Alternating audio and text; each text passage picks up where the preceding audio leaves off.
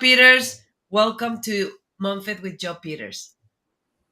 This is the Spanglish World Network and the Her Network on single TV channels 250 and 251. If you didn't follow me yet on Instagram, please go to Instagram and find me at Joe Unicorn Coach, exactly like you see it on the screen. Please remember to download both the single TV apps in the respective stores, iOS and Android devices. While you are downloading, make sure to leave a comment. The app is free. Single TV is also available in Google Chromecast, Amazon Fire, Fire TV, Roku Stick in all smart TVs since 2016.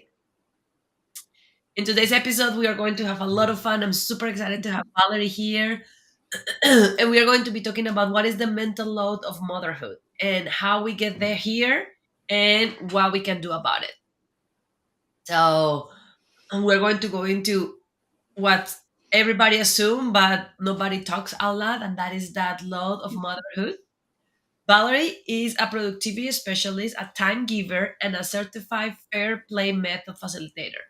She helps moms gain a sense of control, spend more time with their families, and end their days feeling accomplished.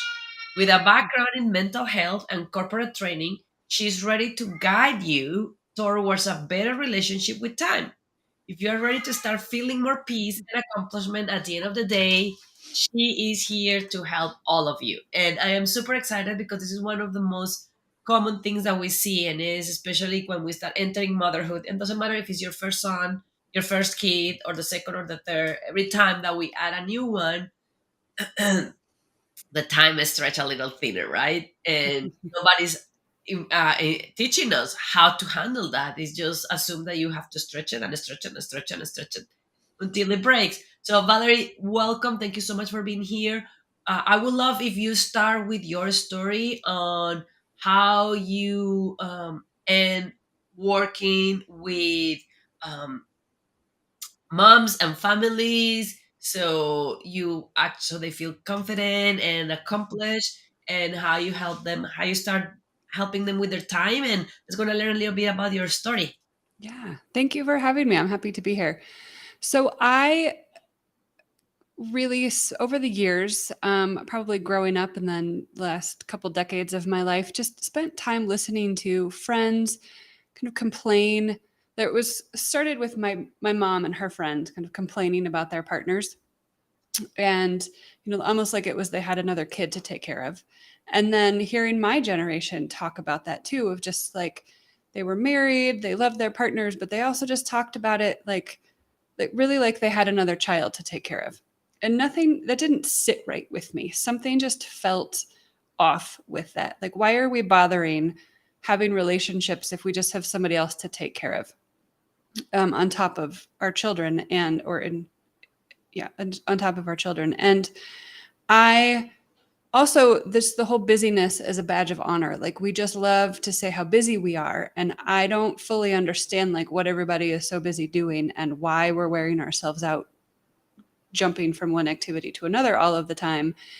And so the fair play method, I discovered the book a few years ago and fell in love with it because it felt like the answer to how we have a better relationship with our partner, how we talk about the mental load, that invisible load, how we make it visible and have that relationship with our partner where we're on the same team.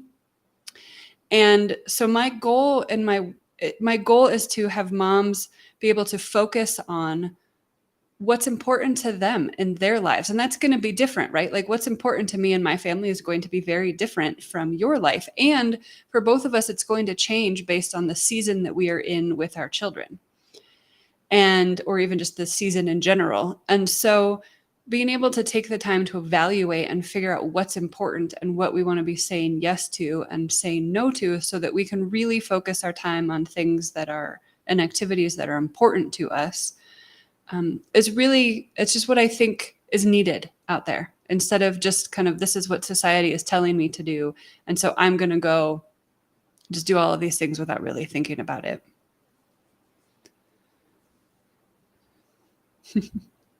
And I think that it's important that one of the huge things that I hear you saying, and that is that this is a tailored, personalized approach. Mhm. because it's not cookie cutting, right? What works for one mom doesn't work for another one. I was actually even something as simple as getting sick. I was Mhm. actually really sick right now, and one of my messages to my community were, if your kid is sick, please keep it home. If you are sick, stay home. And if you cannot stay home, at least wear a mask. One of the few things that we learned from COVID is, if you are sick and you Wear wear a a mask. mask, the reduction of contagious is big. But then it's like that is what for one mom can be just a simple cold. Nobody knows how other mom is already stretched too thin, that the same little cold can be devastating Mhm. for her and her Mm. dynamics. So I love, love, love. Now let's gonna talk a little bit about your phrase. I always ask my guests to share with me a phrase. Mm. Your phrase was small steps lead to big changes. So we're gonna talk a little bit about why you picked that phrase, what that means to you, and why that's important. Yeah. So I think we can get caught up in like feeling like we need to overhaul our lives. Something isn't working. Maybe you read the Fair Play book and you're like, I'm going to implement this entire thing right now. And I think that sets us up for failure because it's a huge overhaul and it's a lot of work. And maybe it'll be successful for a few weeks, maybe a couple months, and then something's going to happen that's going to throw you off track. You're going to get sick, a kid's going to get sick, you're going to have a flat tire, something, and it just like the whole thing falls apart. Whereas if we do something little by little and build on those habits, so we put a small habit into place and build on it, then you can add to it once you get comfortable with that particular habit. So, like with the Fair Play method, it's a list of cards or a deck of cards, kind of a list of tasks that you divvy up in a specific way with your partner. Whether you are co-parenting or living with your partner, you have roommates, however that works, and you divvy that up. And so my husband and I started with the dishes because we go through a lot of dishes. My husband likes to cook. There are four of us in the household. We both work from home. My desk is right next to the kitchen, and I was tired of feeling like the dishes were always taunting me. And so we talked about it. I said, we're going to start with this card because I'm tired of feeling like the dishes are always on my brain. I walk into the kitchen for a snack and I wonder if I need to just deal with the dishes. And so we divided it up so that one week they're my responsibility, one week they're his responsibility, and we trade off. And we just did that one card for a long time. That was all out of the whole deck of 100 cards. We did that one card. And then we added to it and we talked every few weeks. Is this working for us? Does it make sense for one Sunday through Saturday for one of us to be in charge of the cards? It might make sense for you to have every day it changes, whereas by like 9 p.m., the kitchen is clean, the dishwasher is running. And then so the next day, the next person takes over and it trades back and forth. But it took so much off of my brain where I was not worrying about not thinking about the dishes because now I knew if it was my week, I could fit them into my schedule how I wanted to. And if it's my husband's week, I don't have to worry about how backed up the dishes are. As long as there's kitchen space for us to make meals, he can let them pile up as much as he wants to. Our one rule is that by Sunday morning, the dishes are all caught up so that whoever takes over on Sunday doesn't spend all day Sunday doing dishes and getting caught up on dishes. And I think that that's a great point, and I would love to hear a little bit more on you on that one because I was actually talking with another guest about a book that I really enjoy that is called Drop the Ball from Mm-hmm. Tiffany, Mm-hmm. and that is one of the things that she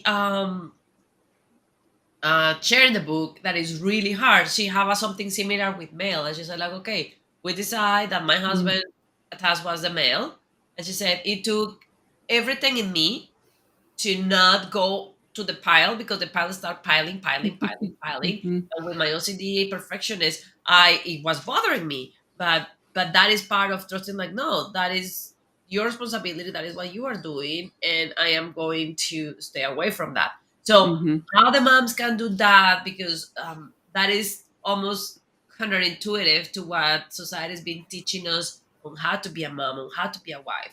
So how they can have the conversations with their partners about things like that, and if the partner decide to pile all week dishes and is driving the why the mom crazy. What are some of those tools to balance that and still accomplish what we want to do, that is having more time? Hmm. So, a couple pieces. The first part is really focusing on kind of your resentment towards everything. I think we as moms, as we take on this mental load and we're doing everything, we're exhausted, we're wondering why our partner isn't helping, why they're not stepping up to the plate and kind of helping us out, noticing that we're drowning under this weight of everything. It's dealing with that resentment. It's understanding that they're not necessarily not helping you because they don't want to. They might just truly not know how to help.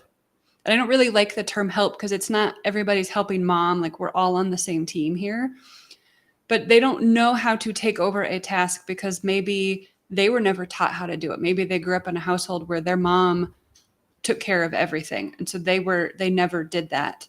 Um, it could just be that women are more likely to have um, maternal leave when they have their kids, whereas dads are not. So we assume that we are just better caretakers of our kids when in reality we've just had more practice because we've been home more.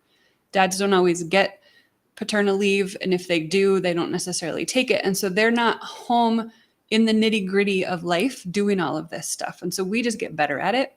And then it just becomes easier for us to take over everything. So it's taking some time to step back and focus on that resentment and figure out how to let that resentment go. And that could be working with a therapist, that could be journaling. Like there are so many ways to kind of deal with that, but just understanding where that resentment is coming from, and that once you can kind of lower that resentment a little bit, then we're ready to have this conversation. And then from there, we're inviting our partner into, so I'm just going to use the example of a married couple with kids, even though there are many other ways that this can be used. But for the sake of simplicity, we'll start with that example. You're going to invite your partner into a conversation where you are asking him or her to join you and say like, hey, I learned this new method and I really want to try it. We know I've been really stressed out and frustrated with how things are running in our household. I want to try something different. Are you with me? And you have this conversation that gets you both on the same page so that it's the two of you against the dishes, not the two of you against each other fighting over the dishes. And so that may just be your first conversation, just a quick, hey, I heard this thing. I'd really like to try this. Can we see how this goes? And again, you're not doing a major overhaul. You don't have to implement the entire system this weekend. It can totally be a small conversation, little by little, small changes.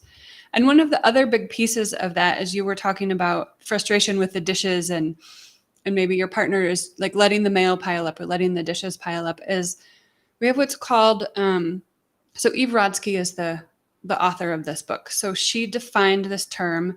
It's MSC. It stands for, well, now I'm going to forget exactly what it stands for. It's like your mutually agreed upon standards of things, minimum standard of care. There we go. It's early. My coffee is still kicking in. So the minimum standard of care. And this is the agreed upon standards of how a task is going to be done. So this isn't, hey, my standards are higher. The kitchen needs to be spotless by 8 p.m. every night because that's what I want done. This is what makes sense for our situation what makes the most sense. So if the mail is piling up, as long as bills are being paid and invitations are being seen, does it really matter if every 2 weeks your partner sits down to go through the mail and get rid of all the junk mail? Probably not, as long as things are happening and things aren't getting lost in the mail. It could be that you decide that once a week the pile of mail has to be dealt with. It could be that it doesn't matter how dirty this particular counter in the kitchen gets with the dishes, as long as the sink is empty enough to be used to rinse vegetables and wash hands and do whatever else you need to do. Like the sink needs to be usable and maybe part of the kitchen counter so you can make dinner. And so you talk about it and you agree upon these standards. And there's a series of questions you can ask, like what's a reasonable person going to do in this situation? Like what would our parents do? What would our neighbors and friends do? What would our nanny do? What would, other people in our lives, what does our community do that makes sense versus I'm demanding that it's done this way.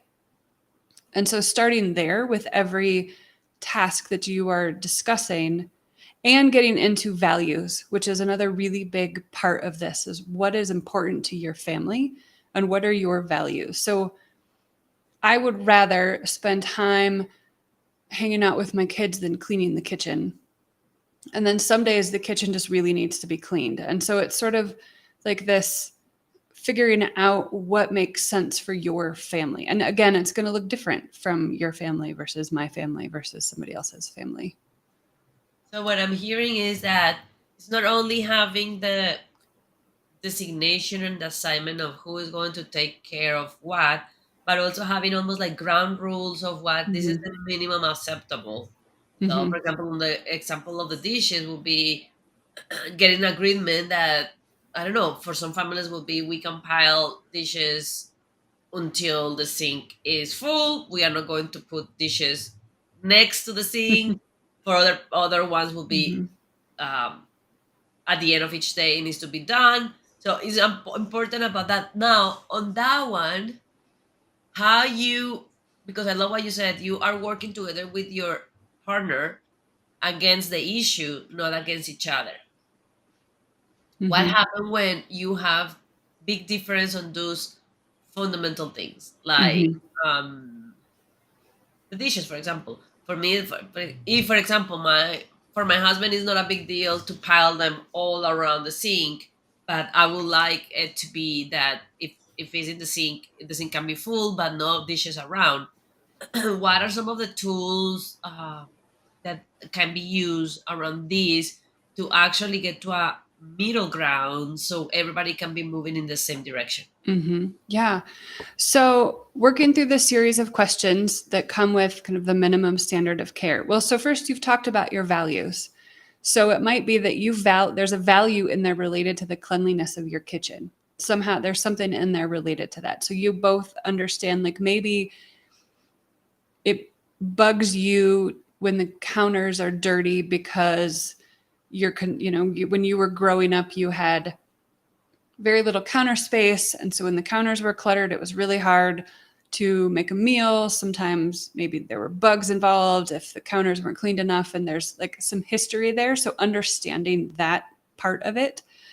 Um, so it can't, you have to, there's communication in there where your partner can't just be like, I don't really care. This is like your issue, not mine. And if that's where you are, like you're kind of having a standoff over that standard of care, that might be when you need to have a marriage counselor step in and help you work through that because there's probably something deeper going on than just an argument over dishes because there's a respect from both of you, right? So it can't be like maybe occasionally there's a dish left on the counter, but most of the time they're in the sink. And the two of you kind of you have to come to an agreement. And if you're really struggling with getting there, then a marriage counselor is probably going to, it wouldn't hurt to just step in and have that some communication skills come that way. So it could get to that point, and there are marriage counselors out there who are certified in the fair play method and can help on both pieces with both sides, sort of that communication and then implementing this. Hopefully, for most of you, it doesn't come to that you can have that conversation. It may be let's come to an agreement and try it. So part of this is we're experimenting with this, and it doesn't have to stay this way. We're not going to just say, okay, it needs to be this way forever and ever. Let's try this for 2 weeks and see how it feels. And does it work and make sense for us in the way that we live? And 2 weeks from now, you can come back together and have a conversation of, hey, this did work, or hey, this really didn't work. And maybe we need to tweak it in some way. And so being open to that and open to the process of that can also be really helpful. I love that. Thank you. And it's important to know that sometimes we have resistance, especially on the way that we were raised up, into asking help in our family Mhm. or in our relationship. So is I love how you are just making it so simple, saying like, hey, if you are having issues communicating, it doesn't mean that you're going to get divorced because you're getting into a Mm-mm. counselor.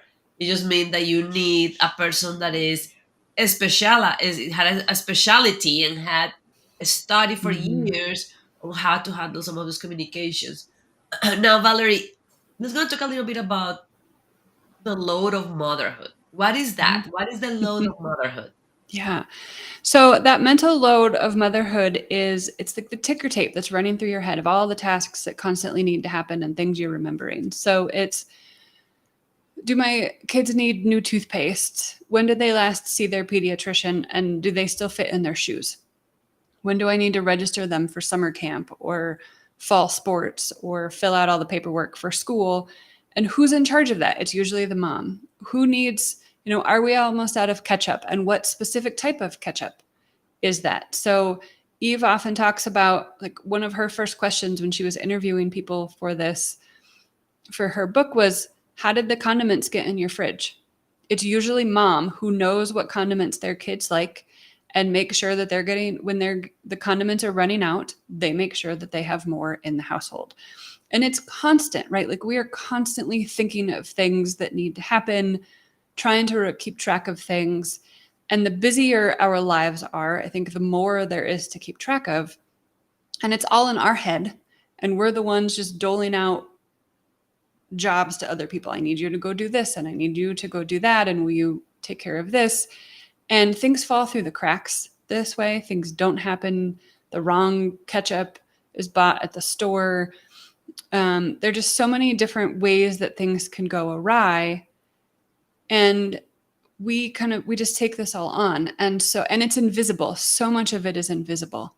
So my kids' socks just magically end up in their basket of socks. Actually, my 10-year-old deals with their clothes now, but for a while it was their socks just magically were clean and put away. How is their toilet paper in the bathroom, right? My kids have their own bathroom. They're in charge of keeping track of everything in there. So when they run out of toilet paper, it's kind of a crisis because nobody's really paying attention to that. But like, that's their responsibility versus just there's always toilet paper magically appearing in the bathrooms because somebody, usually the mom, is paying attention to that. And it's exhausting, right? If you are also working full time, whether you are home with your kids full time, like, regardless of what your life looks like, it is exhausting to constantly be thinking of all of this stuff and making sure that it's done because it's never ending and we will never get through it all in any given day. And it takes a toll on our mental health, it takes a toll on our physical health, it can take a toll on our jobs, and it just takes a toll everywhere. And it doesn't have to be that way. That's one of the things I feel so strongly about, is we don't have to live with this mental load all on us, because it's not all on us. And I love that. And one of the things that I was actually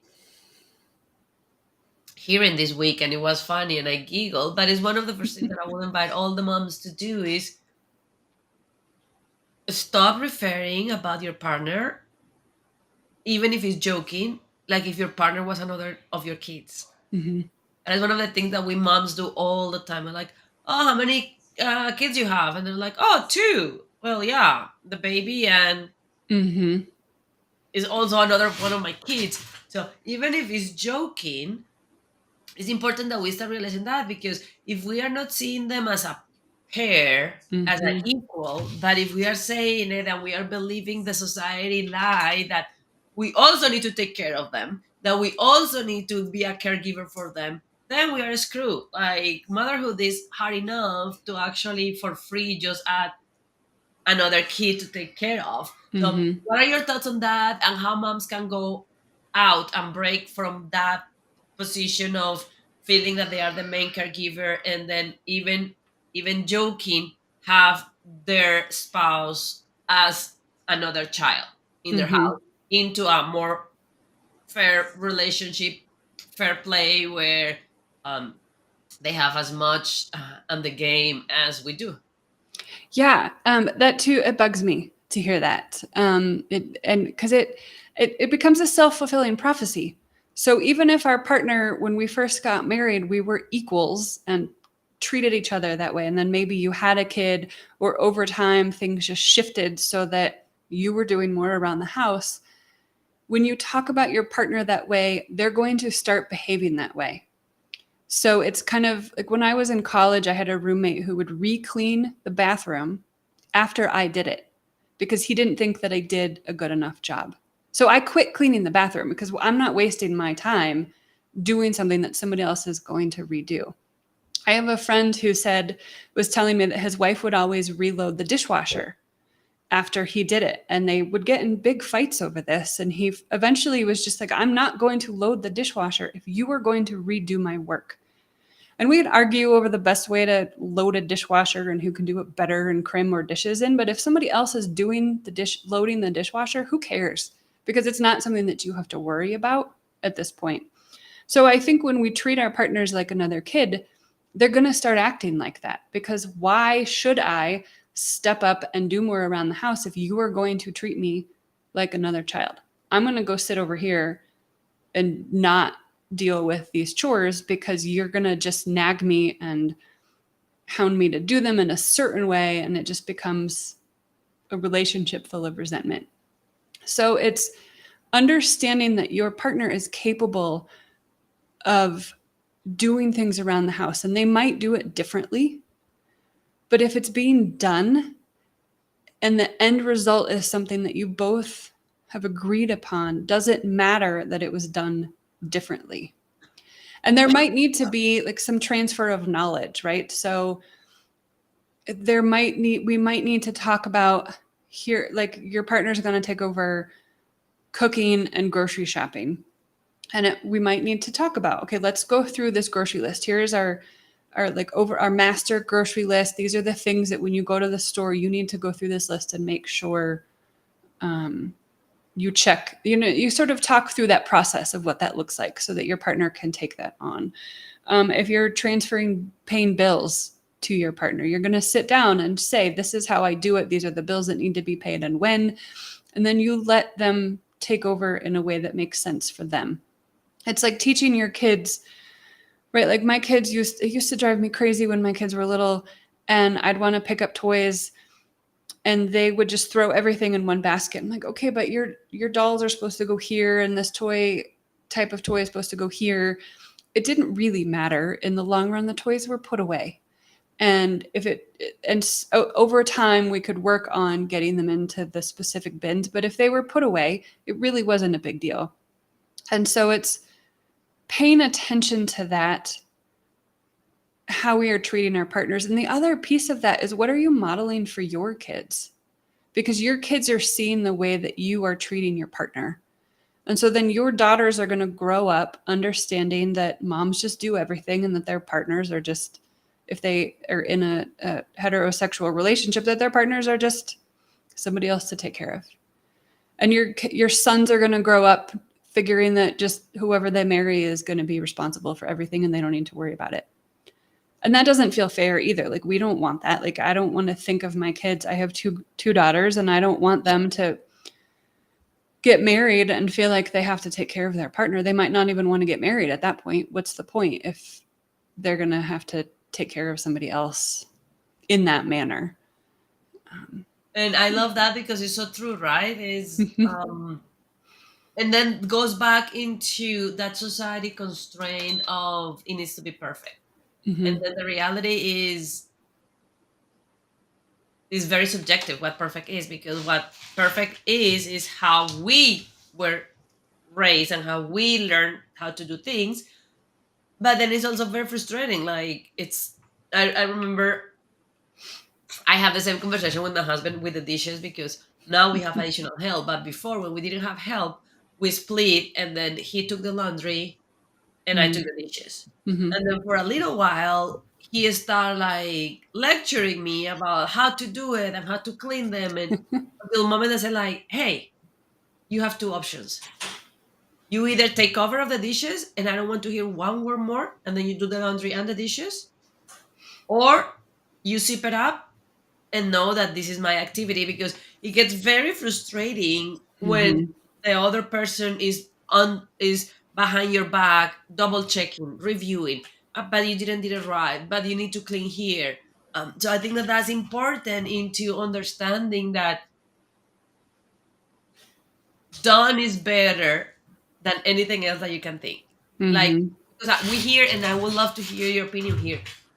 I hear so many moms saying, "Oh, but they did it so bad that why bother? It will be faster if I just do it all than if I let them do it." So how they Mhm. can break that? Because the reality is that it's just reinforcing what you were just saying of isolate the partner, the kids, and reinforce the figure of the only person that is capable to do things at home is mom. Mhm.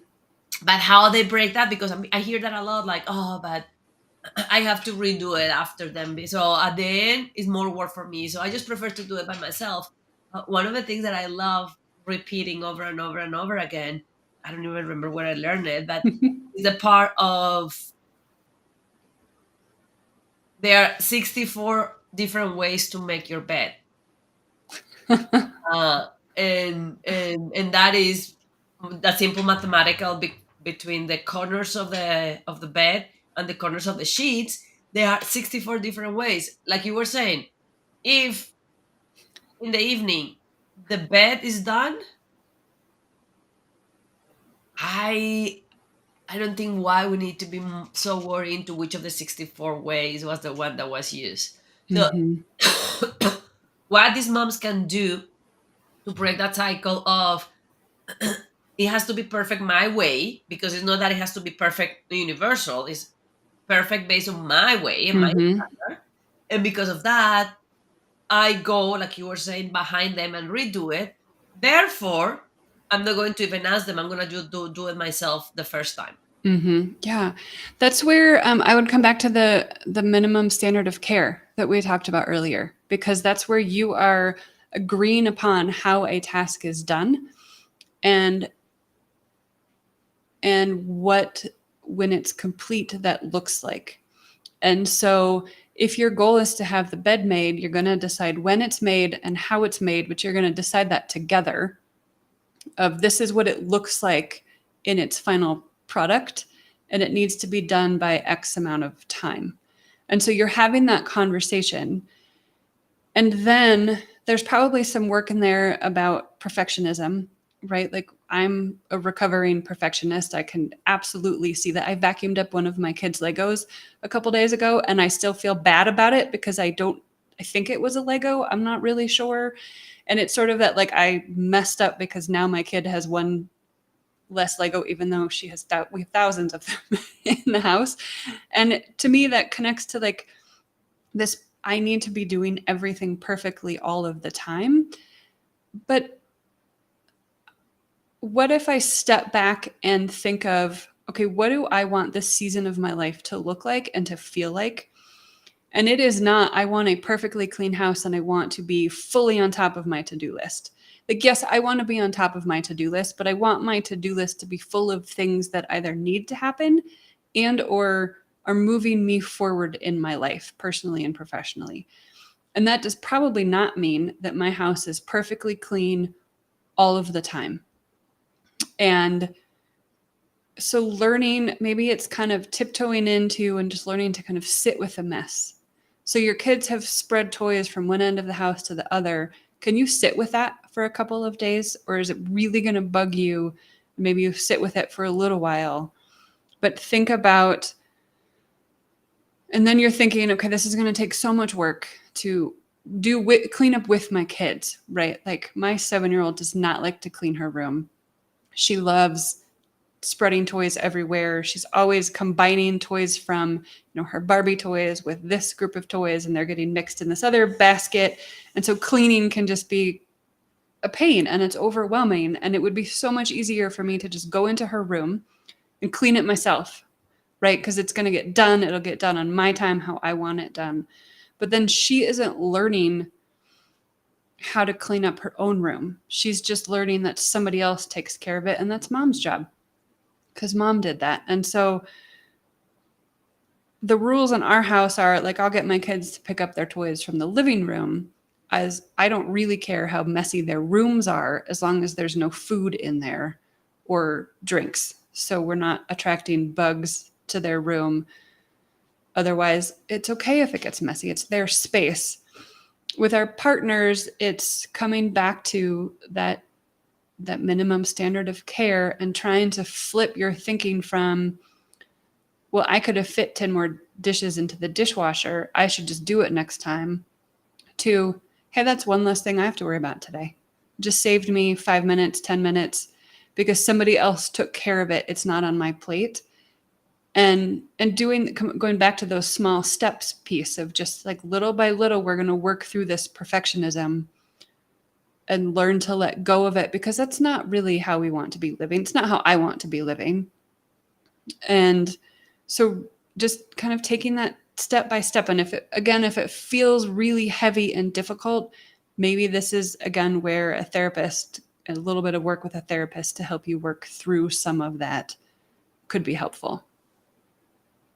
Because at the end, if I understand well what you are saying, at the end, what we want to avoid as mom is feel like a failure, Mm-hmm. feel so depleted that we just lose joy in the simple things, and then stop being present with our kids. We had uh, in the TV show in Spanish, we had a guest last week that had a book that says your kids need you present, not perfect.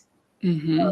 So, and that one, part of what I'm hearing you saying is taking these activities towards and these decisions towards that final goal.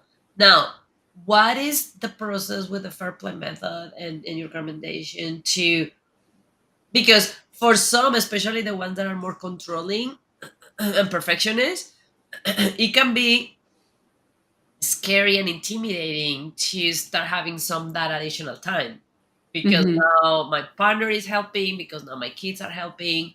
So how these moms can start stacking new habits that are going to fill their cup with that time that now they have, because they are not doing the dishes, because they are not doing the laundry, because they are not cleaning the toys in the living room. Mm-hmm.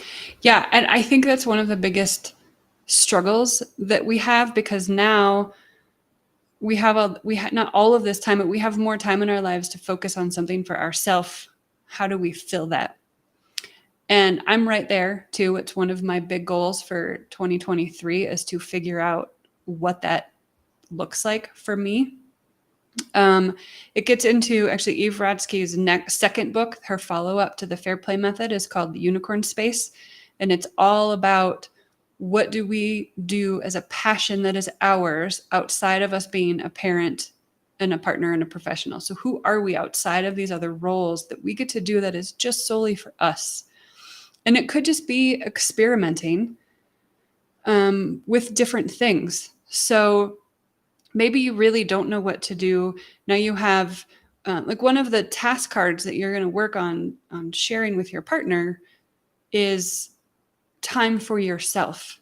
So her, like, it's the unicorn trio, and it's time with your friends, and it's really time for you to focus on your own passion. And it could just be that once a week or once a month you go sit in a coffee shop or a bookstore and you have a cup of tea and you read a book, and that's all you do.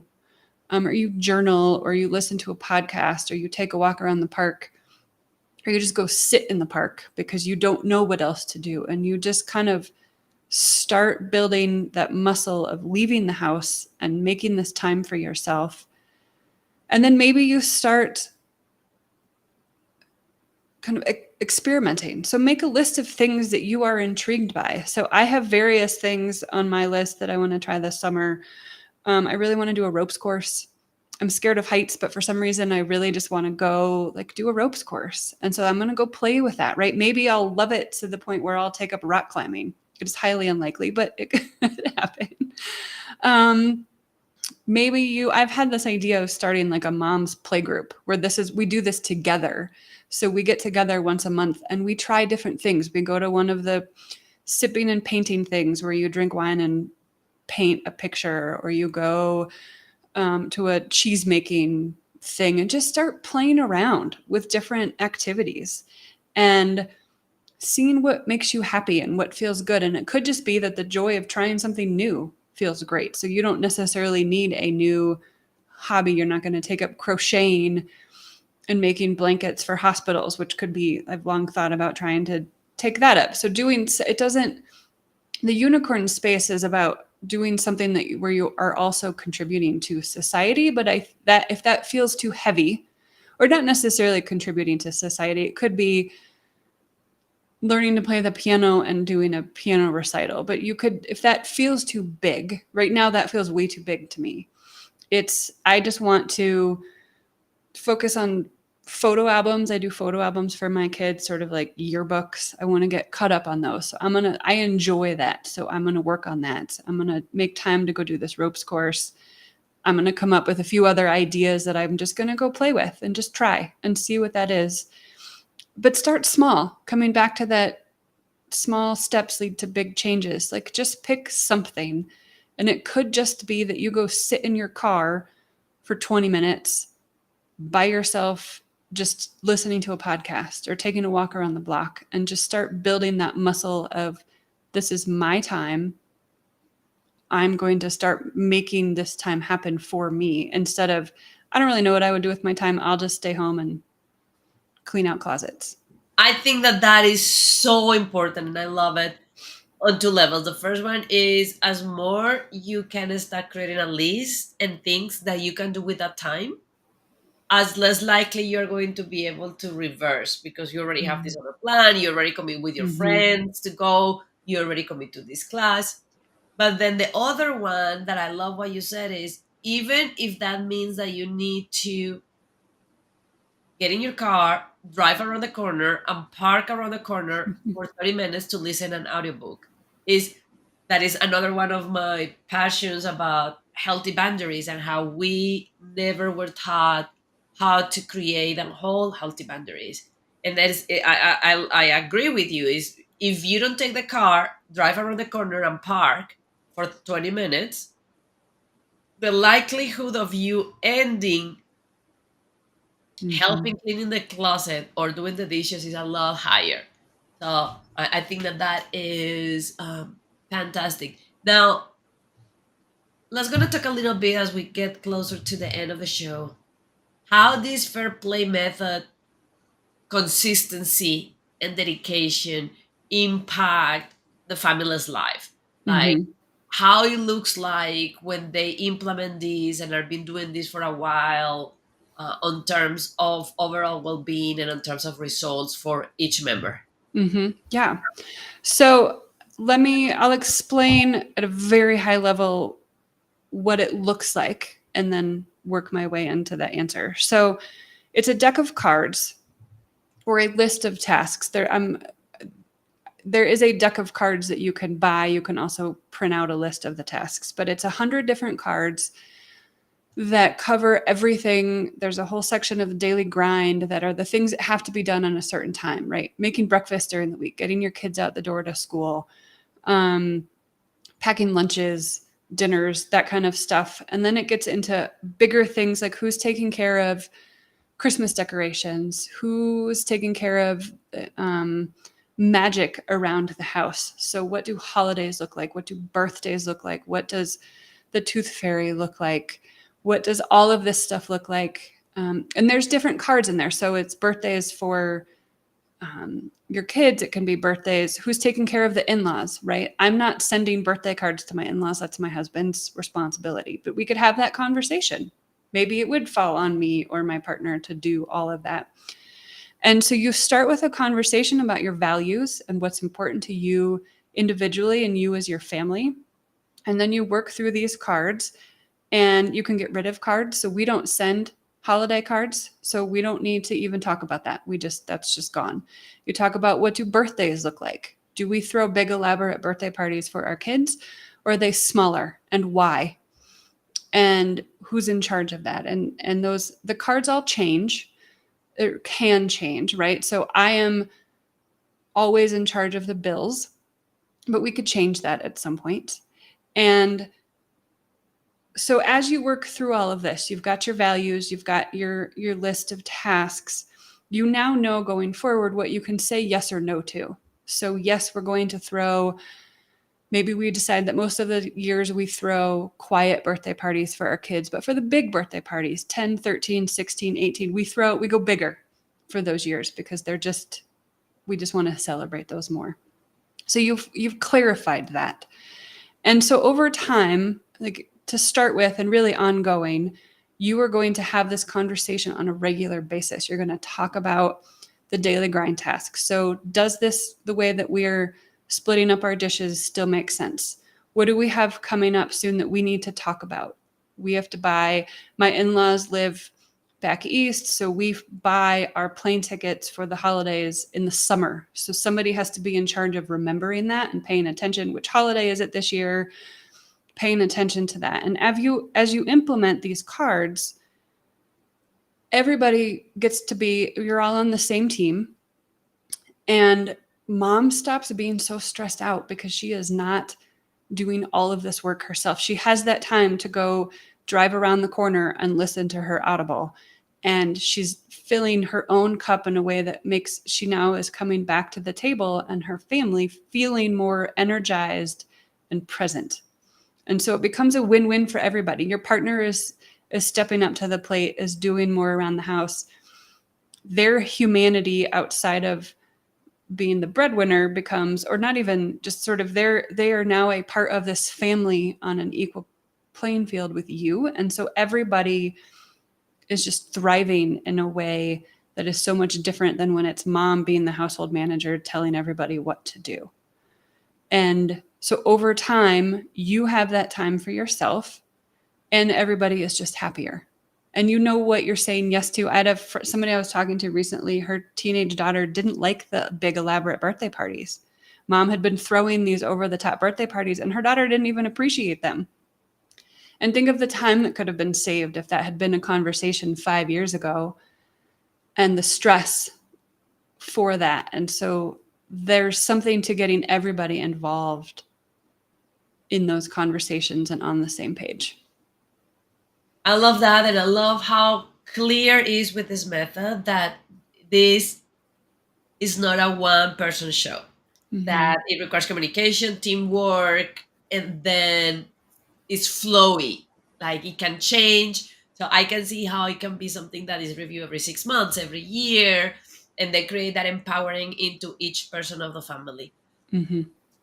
Valerie, we are getting close to the end. Mm-hmm. Now, as we wrap up, can you please share, if you want to give all these moms and moms to be around the world one message for them to start taking out that mental load of motherhood, what that will be, and how they can connect with you before we close the show? Okay. Yeah. So my one thing that I would love moms to take away from this is that it's not all on you. You are not the one responsible for everything.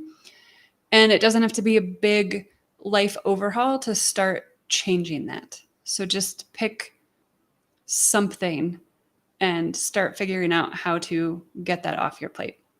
And then you can find me on Instagram at Stride Productivity.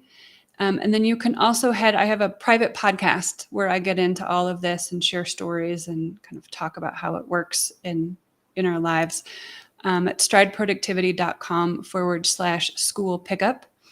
And those episodes are like 3 minutes long. They're designed for you to listen to while you're in the school pickup line and just kind of get you moving forward on all of this stuff.